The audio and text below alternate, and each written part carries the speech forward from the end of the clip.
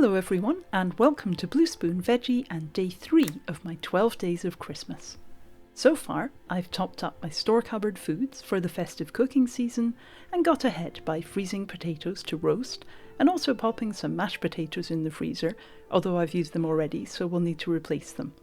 This time I'm preparing a lovely spiced red cabbage side dish and adding that to the freezer too. I only ever cook red cabbage at Christmas. The rich flavours and spices that go so well with it seem right at this time of year.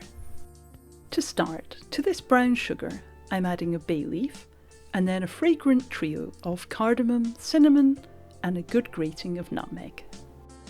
I also did add some salt and pepper, but once again some Christmas elves seem to have pilfered that footage. To really boost the vibrant red theme, I'm mixing red wine vinegar, red wine, this is Malbec, and some cranberry sauce. These flavours belong together and a little whisk combines them perfectly. To balance out some of the sweeter flavours, I'm using a sliced red onion. I'm trying out this rotary gizmo. I was left hoping it's better at grating than slicing. The onion doesn't need to be very finely chopped, but finer than this. Now that I've chopped up those larger pieces, let's add a chopped cooking apple to the onion. I'd underestimated the bowl size I'd need, so after transferring to a much larger bowl, it's time to add the sugar and spice blend and mix that all together. There are still a few slightly large onion slices, but they will melt down during the lengthy baking time ahead. Time now for the star ingredient, this beautiful red cabbage.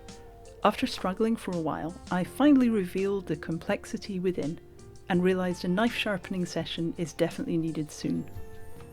Remove the tough white stalk, then shred up the rest of the cabbage. I assumed the red or purple pigment would stain a wooden chopping board, so I'm using this stain-proof mat. Transfer all the chopped cabbage to a large bowl. I chose correctly size-wise this time.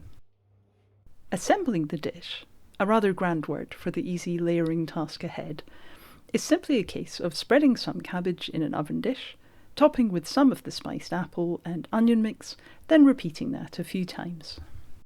You can find full details of all the ingredients in the description below. You might be thinking, I've used the wrong size dish again, but this time I'll get away with it, just. The cabbage cooks down significantly during cooking. Time now for a good dose of that beautiful luscious red wine and berry potion. I think Nigella Lawson would call this anointing.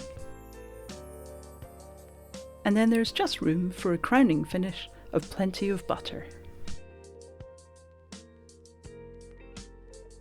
Wrap up the dish tightly with tin foil. This will hold all those decadent flavours captive so they can permeate the sturdy red cabbage. Then bake at 150 degrees C, that's 300 Fahrenheit, for 2.5 hours. Being careful of the scented but still very hot steam, let's take a look at how that long slow cook has worked its magic on all the delicious ingredients in this dish.